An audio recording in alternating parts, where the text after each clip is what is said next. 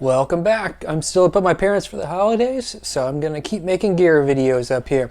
I wanted to take a little break today from drums and talk about guitar pedals for a bit. Today I wanted to go through my process of putting my pedal board together. Over the years I have played everything from a couple tube screamers and a tuner thrown on the floor with no case or no proper wiring, all the way to multiple pedal boards with enough pedals on it that look like they're the controls for a spaceship. Really everything in between. This last year, because I'm getting ready to move, I'm scaling down on a lot of things. I've sold off a lot of my drum sets, a lot of my cymbals. I'm still selling off some of them, and pared down a lot of my music gear. Pedals was a big thing because I had so many of them. I used to even make my own and mod my own for a while. So I decided that I was going to take this old road case. I have no idea how old it is. It's really old. It's an old wooden road case that I bought a light board that fit in this. I've since gotten rid of the light board. I have much better lighting consoles. But I still had the case because I thought it'd be perfect for a pedal board. And I decided I was going to build my pedal board to fit into this case, and then I would figure out how many pedals I could put on it, and then I would decide which pedals were the most important. So at the time I built this, I was the technical director for a theater, so I had a big carpentry shop. So after I did a big build, I had a bunch of scraps laying around. And so I built this pedal board. So it comes out, doesn't have to stay in. I'm going to leave it in right now for the reason of the cabling underneath, but it does come out. So first you've got the ye old faithful Boss TU2 tuner. Can't say anything about that. Then I've got the Animal Pedals Rust Rod Fuzz, followed by the Red Witch Moon Phaser, then the JHS. I do not remember the name of that pedal, but it sounds fantastic. It's a super transparent overdrive. The name will come to me later. Then an Archer, which is a clone. Seafoam Chorus by Keeley, Red Witch Pendovocal, and a Mad Professor Deep Blue Delay.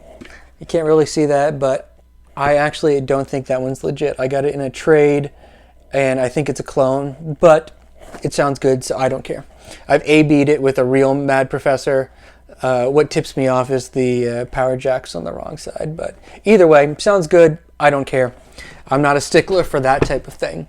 So I went with these because I felt like they covered all my bases. I'm not playing music right now that's hard enough that I need a super heavy distortion. I've got a Rat that I could throw next to this if I really needed something. My JHS is pretty much on all the time, and I play a hand-wired 18-watt head, and I basically just use that to piss off the tubes and give me a fat, clean sound, where if I dig in with the pick, I'll start to get some breakup. And then I use the clone to kick it in. I don't know why people use these clones for clean boost, especially if you've got a real clone. That seems like a very, very expensive clean boost. But I crank the gain up to 70-75%, and on top of that JHS overdrive, it just gives me the tone that I need. I don't need anything heavier than that.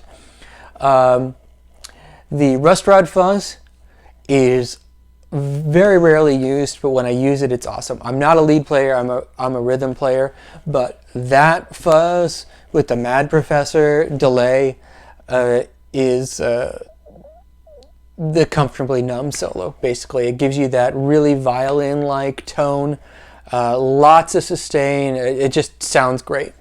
The Red Witches, I really love these. When I first started playing electric guitar, I was all about the Phase 90, and I feel like the Moon Phaser is just takes that to another level.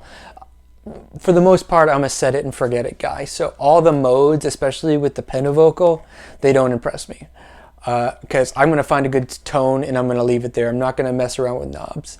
But the Red Witch Moon Phaser, I feel, is just like a Phase 90 but better. So that's why I use it, but I would have no qualms play a Phase 90 again. I feel super bad for not remembering the name of this JHS pedal, but it's their most popular pedal and it's the one everybody wants. But they do have some really great pedals, and I'm actually thinking about putting another pedal board together sometime in the future with a couple more of their pedals on it, so we'll see. The Keeley Seafoam Chorus, I'm still on the fence on this one. I really like this. It's subtle. The issue is I really like a more in-your-face chorus. When I was putting this board together, I had my sights set on a Wampler Nirvana chorus, which I really, really like. I just got a super good deal on this Keeley, but I've got it cranked like all the way up. Like I really like a really wet chorus sound, and I'm kind of right on that edge with the Keeley. If I have the opportunity to pick up a Wampler Nirvana chorus in the future, I'll probably do that and swap it out. But this is really nice. I'll probably still keep the Keeley because it sounds really, really good on acoustic. The Pentavocal Tremolo is just the best sounding tremolo pedal I've ever used, and I wish I used it more. I hear tremolo in a lot of songs that I really like, and I just don't fit it into my own music as much as I feel like I should. But I'm still working on it. I've only had this pedal for a couple years and I haven't played it all that much. For the most part, I'm an overdrive guy. I usually, for the last few years, I've got a kind of a light overdrive and a heavy overdrive. So everything else on here is, you know, flavor when I need flavor. But I do use the phase quite a bit, the chorus sometimes, the trem sometimes, and the delay rarely. I'll use them when I do solo recordings, usually with the Rust Rod fuzz, to cover the fact that I'm just not a really great lead guitarist. But pretty much anything sounds good with a decent analog delay, or a digital delay for that matter. I played a DD3 for a long time. But I really like combining the delay with the chorus, or the delay with the phase when I'm recording, and I'll do some kind of really airy sounding picking kind of in the background, and it sounds great for that. But you know, live I'm a rhythm player, and I really don't mess around with it all that much. I might kick it on if I play a short solo, but that's few and far between. I think I've only written 2 songs in my entire life that I've played the solo live.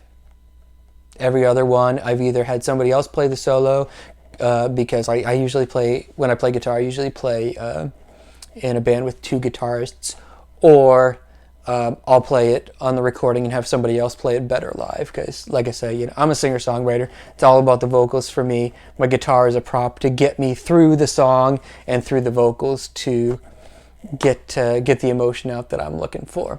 So these are the 8 pedals that I settled on to cover all my bases.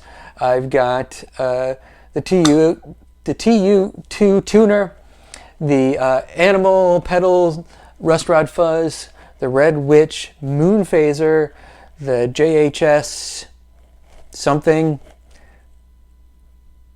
the Archer Icon clone copy, the Keeley Seafoam Chorus, the Red Witch Pentavocal, and the maybe Mad Professor Deep Blue Delay. Thanks for hanging out with me. I may have 1 or 2 more videos while I'm up here at my parents', but I'll be back to no man's land soon. So thank you for joining me. I'll see you next time.